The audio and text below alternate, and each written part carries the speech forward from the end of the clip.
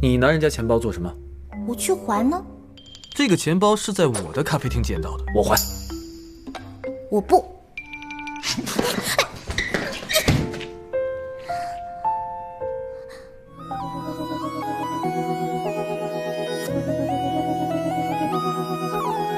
失去的不要了，落空的不再惦记了，不爱了就爱别的，遗忘的不想了，不再见的再不见了，眼泪掉了就掉了，生活就算再正常，生命还不是无常，就用人类的日常放过人生的无常。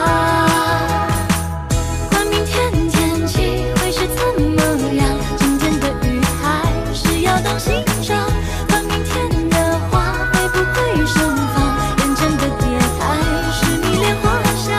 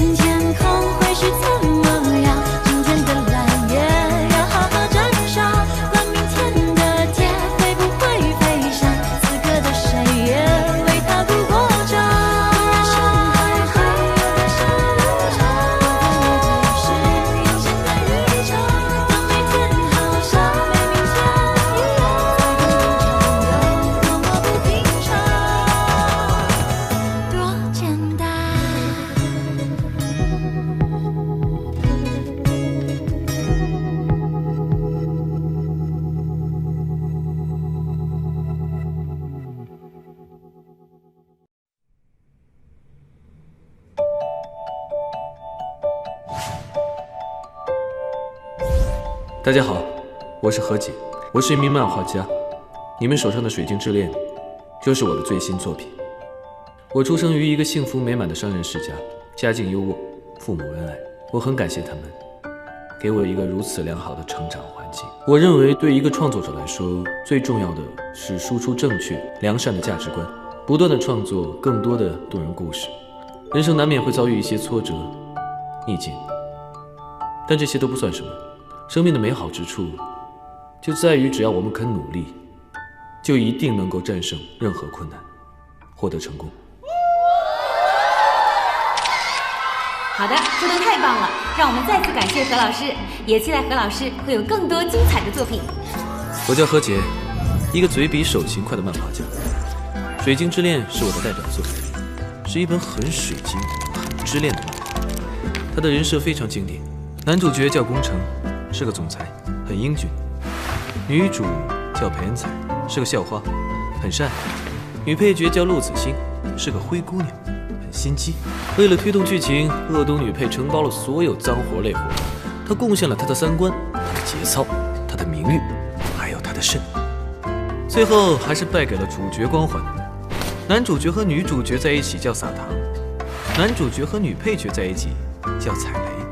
所以故事结尾，陆子欣只能看着男主女主终成眷属，而自己却下场凄惨。这就是每个角色的命运。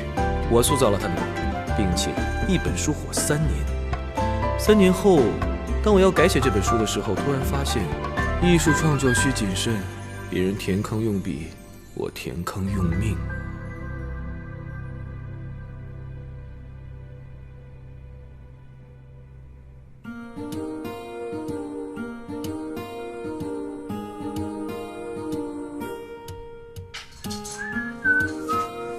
何姐啊，你都2年没回过家了，你今天还不回家看看我跟你爸呀？何姐啊，不回就不回，那个今年的钱呢，什么时候往家里打呀？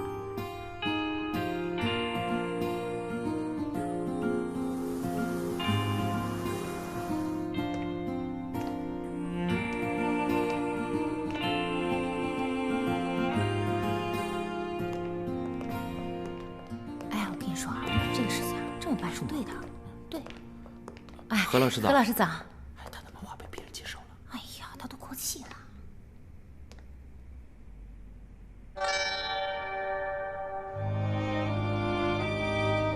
胖胖光雄原创漫画工作室宣布，由新人漫画家小白接棒可解，续写《水晶之恋》新篇章，恶毒女配陆子欣翻身做女主，王者归来重登巅峰。把陆子欣改成女主角，经过我同意了吗？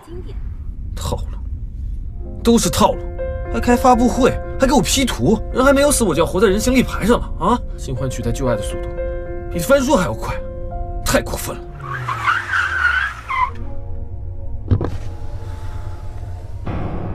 广告牌都做出来了。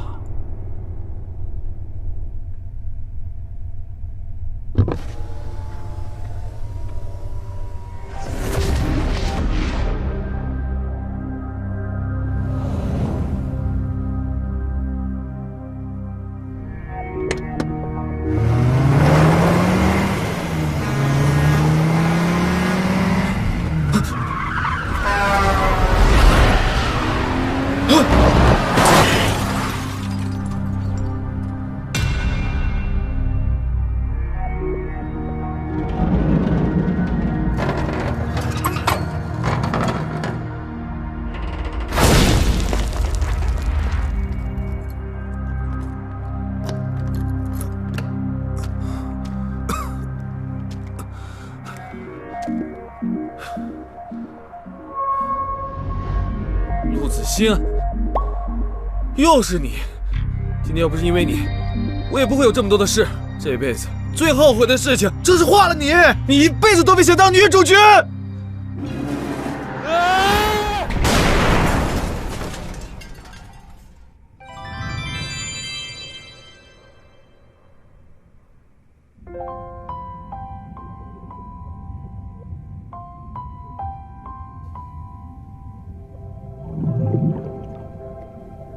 我叫何洁，25岁，一名刚刚过气的漫画家。我从来不怕挫折，我怕的是挫折来临，我连个反抗的机会都没有。比如，我刚要找他们理论为什么要改我的书，一场意外就发生了。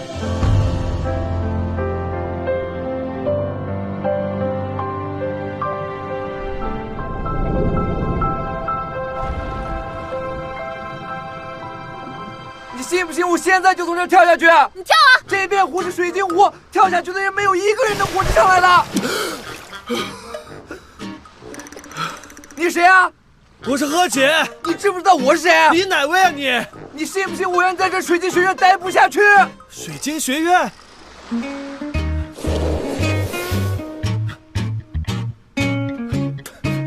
我问你，你认不认识陆子欣啊？天才。那顾城呢？工程，不要再给我提工程了。难道我遇到灵异事件，还是在做梦？他又跳下去了！喂！哎，你别跳了！哎，有人跳湖了，来人救人啊！一定是在做梦。醒过来，赶紧醒过来！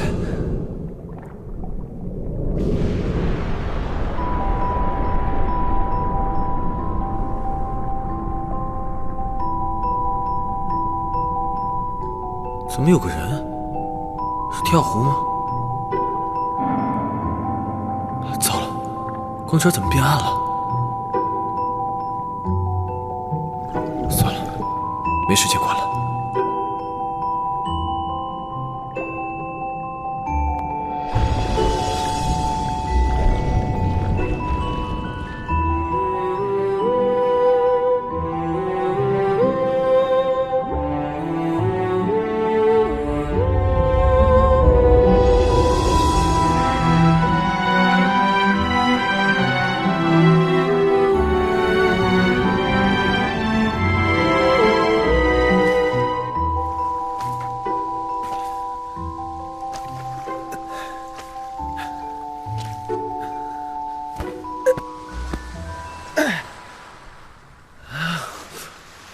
小姐，你醒一醒啊，小姐。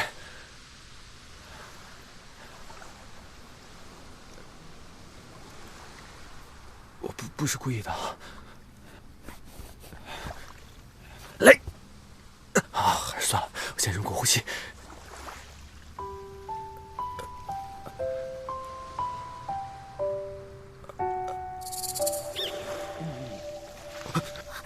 下唉，真是流年不利，人也过气，连做的梦也是噩梦。你们俩到底怎么回事？他耍流氓！小姐，你有没有搞错？我是为了救你。可是我又不会游泳，而且特别胆小。要是没有人推我的话，我怎么会去水晶湖那里呢？你登记下来，叫什么名字？我叫何洁。我叫陆子欣。你说你叫什么？我叫陆子欣。陆子欣，就是我水晶之恋里无恶不作、诡计多端的头号反派陆子欣。你3岁学游泳，6岁在湖里抓鱼，你敢说你不会游泳？敢说你胆子小？干什么你？你不去湖边？你打工的咖啡店就在湖边。你看，他对我的状况了如指掌，根本就是个爱跟踪我的变态。怎么回事啊？你怎么知道这么清楚？我怎么不清楚？我是他爸爸。对。他骂人，骂我还……老实待着，我给你们。切！真的假的？我不会真进漫画了吧？而且一进来就遇到了陆子欣这个女魔头。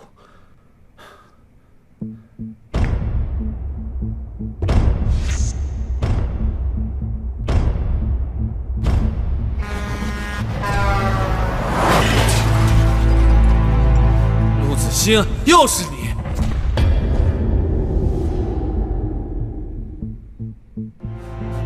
你信不信我让你在水晶学院待不下去？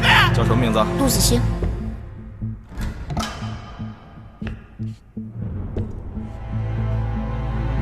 我姓罗，单名一个季字，是警备厅的厅长。我知道你叫何姐，我还知道你今年25岁，是一名漫画家。处女作是一本漫画小说，叫做《水晶之恋》。哪位啊？这是？我是你在这个世界的 NPC。我真的卡进漫画了。不要紧张，这只是一次简单的任务。如果做完任务，就可以活着回到原来那个世界了。我可以活着回去啊？那你告诉我，我的任务是什么？你是因为陆子欣才进入到这个世界的，所以你的任务也就跟这个叫陆子欣的女人有关。陆子欣？不是，就是这个女人。身为《水晶之恋》的作者，你是被恶毒女配陆子欣强大的怨念强行拉入这个世界的，而且在你进入的那一刻，你们俩的命运就已经绑定了。绑定？什么是绑定？绑定就是如果陆子欣死了，你也会死。不是吧？好好回想一下你给陆子欣安排的结局。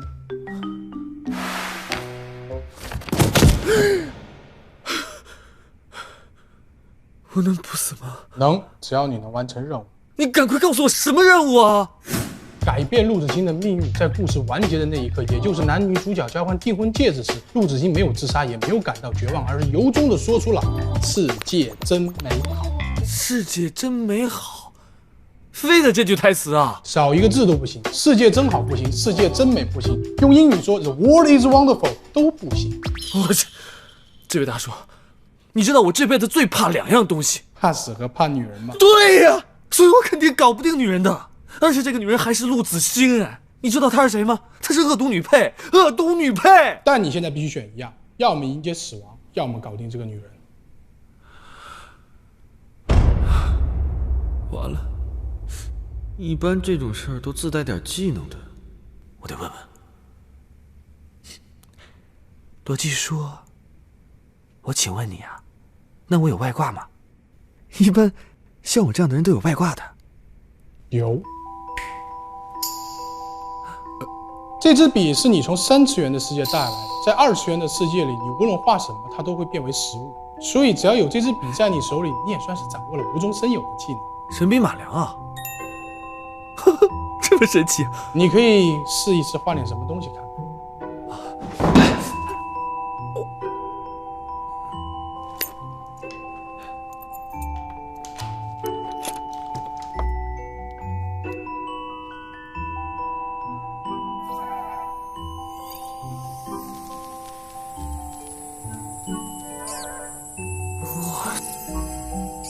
太神奇了。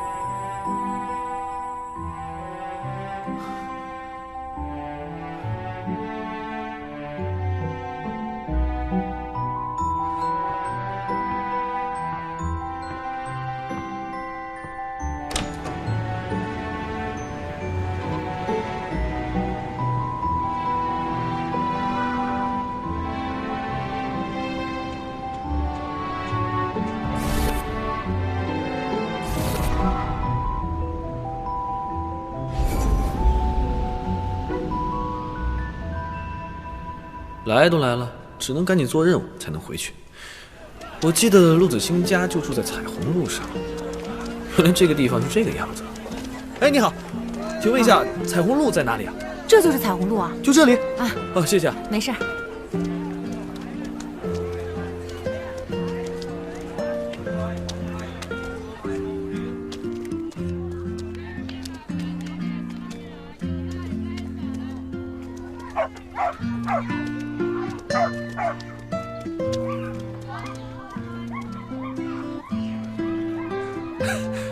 牛婶面馆，我都忘记自己有画过牛婶的面馆了，至少这样不会饿肚子了。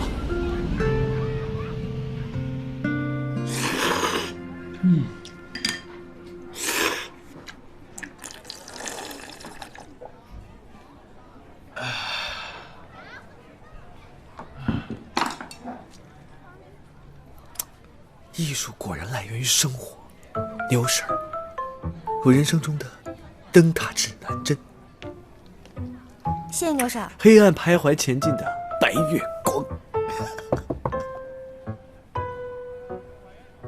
面前。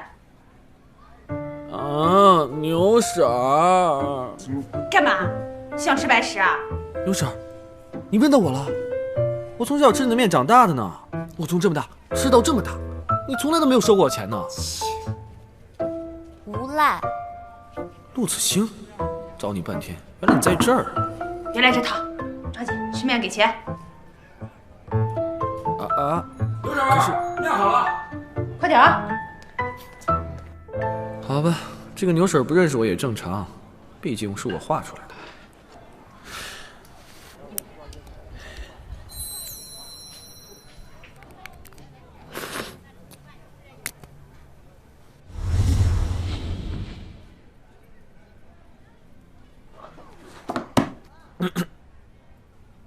牛婶儿，买单。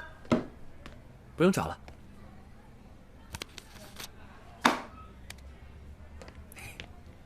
谢谢。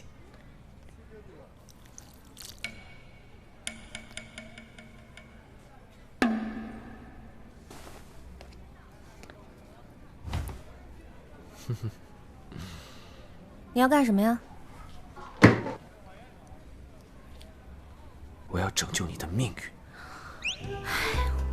你别不信啊！我告诉你，我知道你所有的烦恼，知道你所有烦恼的根源，而且啊，这个世界只有我能解决你的烦恼。你想靠自己，不可能的。你要怎么解决？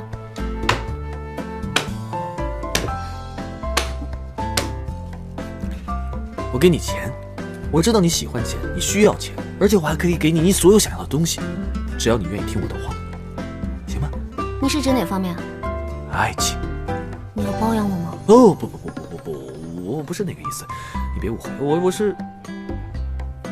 是说，你不用喜欢上我，但是你不可以喜欢上别人。这难道不是一回事吗？这是一回事吗？我的确是很需要钱，但是你以为这些钱就能收买我吗？也是，这钱的确是有点少，不然这样吧，你开个价，多少钱我都给你。你很有钱吗？还行吧。我警告你哦，你要是再敢骚扰我的话，我就报警，把你抓到警备厅。神经病！女流氓，不要我自己收拾。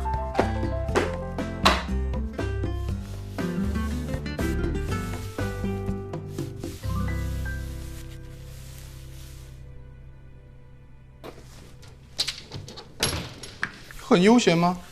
还运输？我是在修补攻略，这本漫画已经是好几年前的了，很多细节我都快忘记了。那任务怎么办？你有主意了？先按剧情走呗。如果裴元彩要接近工厂，我就撮合；如果陆子欣要接近工厂，我就捣乱。虽然是作者爸爸，操的却是儿女心呐。我就友情提示一下，陆子欣就快跟宫城见面了。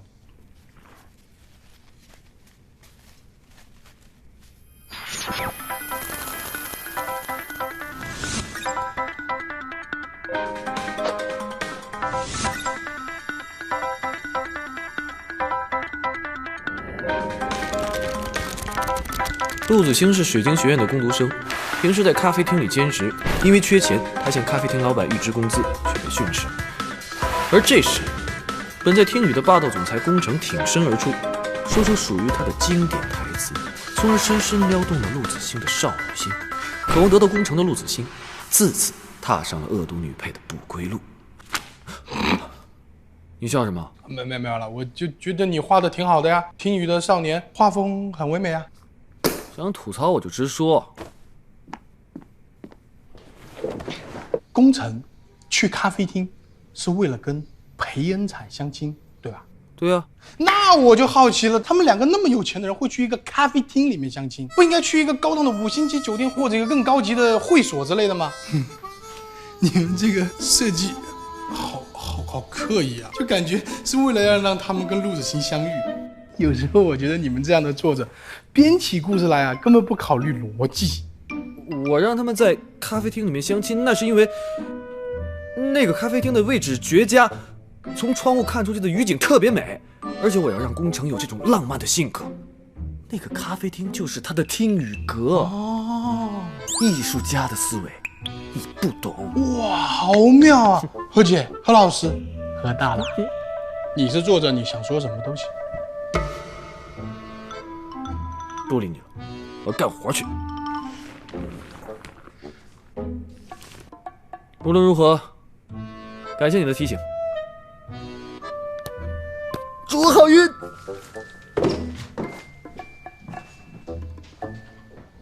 听雨阁。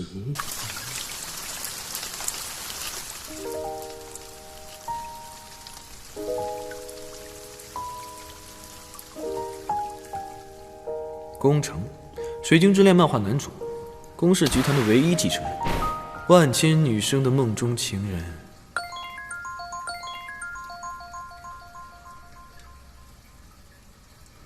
妈。哎，程程啊，相亲还顺利吗？不顺利，裴英才没来。啊，那就再等等吧。好，我知道了。我再等一等。我实在是着急用这笔钱。如果不是急需的话，我也不会找您预支工资的，老板。我预支什么工资啊？你看看咱这店一天到晚有几个人来，我上哪儿给你预支去？行了，赶紧干活去。可是我，我去拿扫把。对不起，老板，我不是故意的。陆子欣，你知道这个盘子值多少钱吗？那你知道这家店值多少钱吗？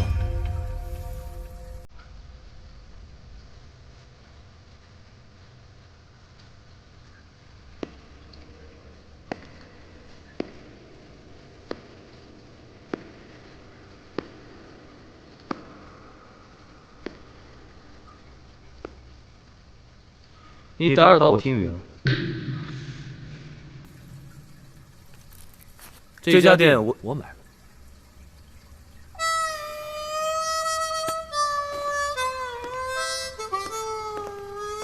何氏企业，我是何氏集团总裁，何姐。啊，幸会。哎，老板，老实吧，盘的事你跟他解决吧。你花了多少钱买这个店啊？300万。300万？你多花了150万呢。没关系，我的钱是大风刮来的。听好了，从现在开始，我何总就是这家咖啡店的老板，以后没有我的允许，不准你擅自离开咖啡厅，否则我扣你工资，明白吗？站着干什么？去收拾。哦。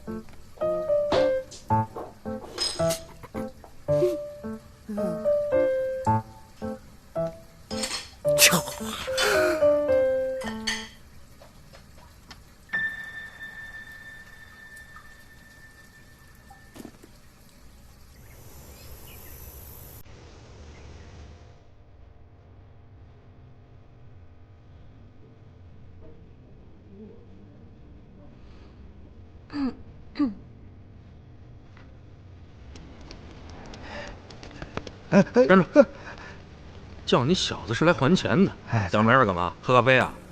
不！我告诉你，老胡，今天你必须把钱还清了。我女儿在这儿打工，她有钱呀。骗谁呢？在这儿打工能挣多少钱？我女儿的朋友们都是有钱人，是不是他？哎，站住！对，哎，放开！我女儿，我女儿，放手！放手！住手！怎么回事？欠债，还钱。你欠他们钱？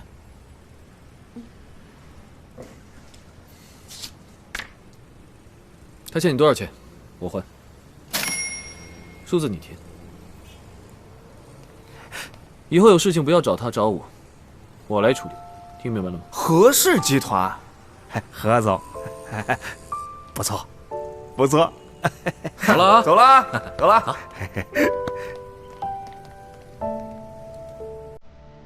你怎么惹上这些人的？再怎么缺钱也不能跟这种人借钱啊，这样只会越借越麻烦。你脑子在想什么啊？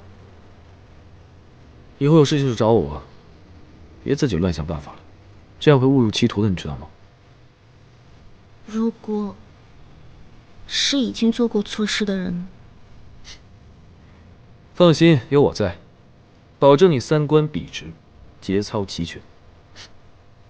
谢谢你啊，刚才你帮我还的钱，我会想办法还给你的。不用了。你为什么对我这么好啊？因为世界真美好啊！世界真……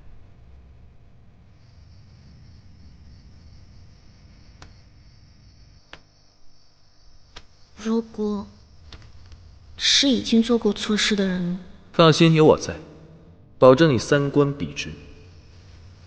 哎，大哥，那不是他吗？哎，站住！你们要干什么？这里可是学校。抓住他！钱不是已经还给你们了吗？根本就没什么何氏企业，这支票也是假的。他欠多少钱，我还。不可能，我不信。你妈经常住的医院我们也知道，跑得了和尚跑不了庙。我不许你们去找我妈。可以，就5天时间，最好这次你能找个真有钱人。记住，就给你5天。哼。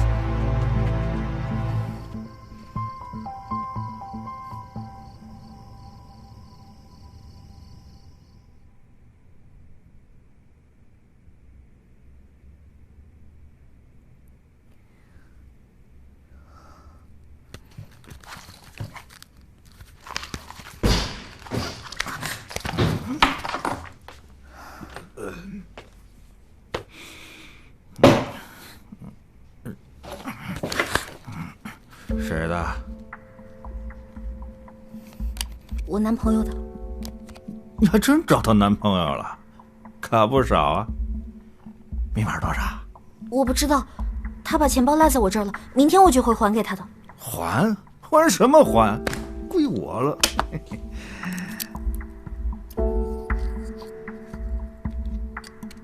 放长线才能钓大鱼。你不会就为了眼前这点小利益去阻碍我和他之间的感情吧？你想想，他把钱包落在我这儿，可我又不肯还给他，他会怎么想我？行，钓大鱼，你妈的医疗费就靠你钓这条大鱼喽！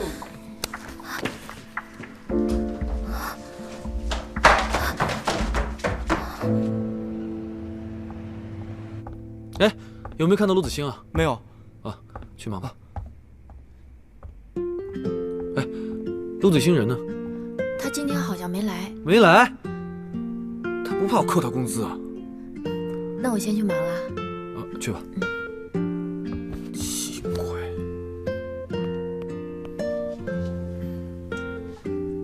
医药费还没找我，现在又多了一笔债。妈，别担心，我一定会凑够你的医药费的。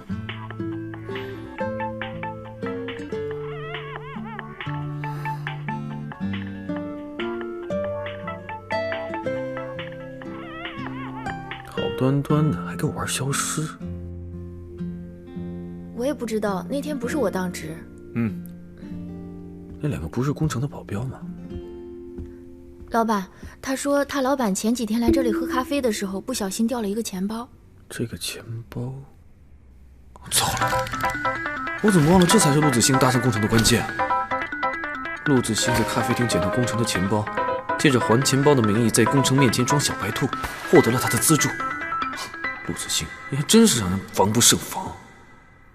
看来他拿到那个钱包了。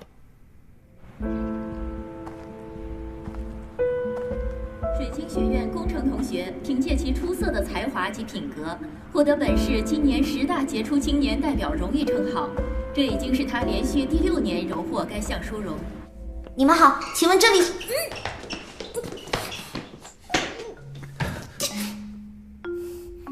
你来这里做什么？那你跟我来这里做什么？我带你回去上班。我请假了5分钟。别说5分钟，5秒钟都不给你请。好啊。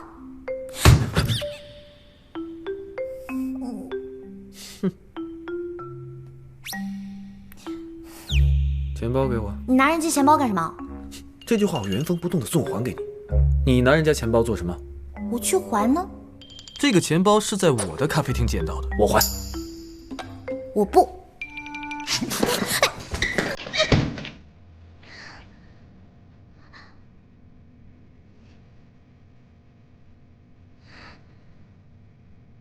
你以为我不知道？你是想借机接近工程，认识工程，对不对？我告诉你，不准去接近工程，对你没有好处，只有坏处。我不知道你在说什么。你什么都不需要知道，你只需要知道，我是来拯救你命运的男人。我命运好得很，不需要任何人来拯救。巧嘴硬，如果你命运够好的话，你需要去接近工程吗？你爱他的人不就是因为爱他的钱吗？我不爱工程，所以你就爱他的钱吗？你一口一个钱钱钱，你以为自己很了解我吗？我绝对是这个世界上最了解你的人。你以为这个钱包对我来说很重要吗？工程对我来说很重要吗？好，你去还吧。还就还。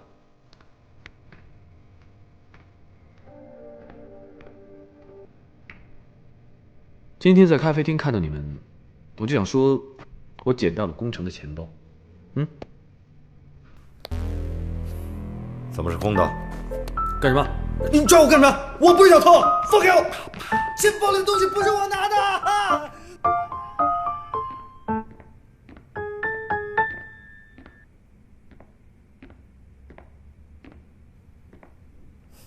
工程同学，我捡到了你的钱包，可是现在只剩下这些了。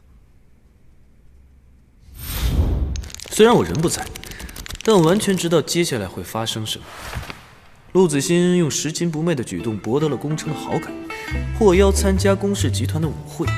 然而，这个舞会是工程父母为了撮合他与裴恩彩相亲举办的，一场大戏即将拉开帷幕。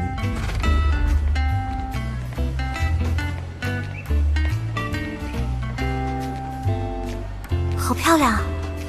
舞会就穿这件吧。虚荣，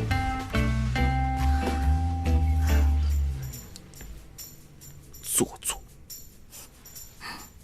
心机，这不会是工程买给你的吧？陆子欣，我告诉你，你千万别跟那个工程跳那个舞，跳了你就惨了。那个舞是绝命舞，你想要什么东西，我可以买给你吗？为什么非要找工程不可呢？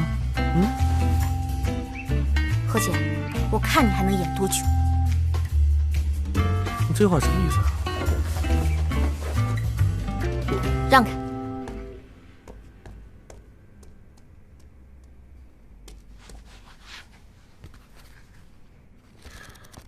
原著剧情里，宫氏集团的内部舞会，工程和裴恩彩一见钟情的桥段。舞会上，陆子欣不甘沦为陪衬，在舞会开始前故意将红酒洒到裴恩彩的裙子上，导致裴恩彩错过舞会，与工程再次擦肩而过。而陆子欣作为工程的舞伴，则成为了当晚最耀眼的主角。看我怎么治你！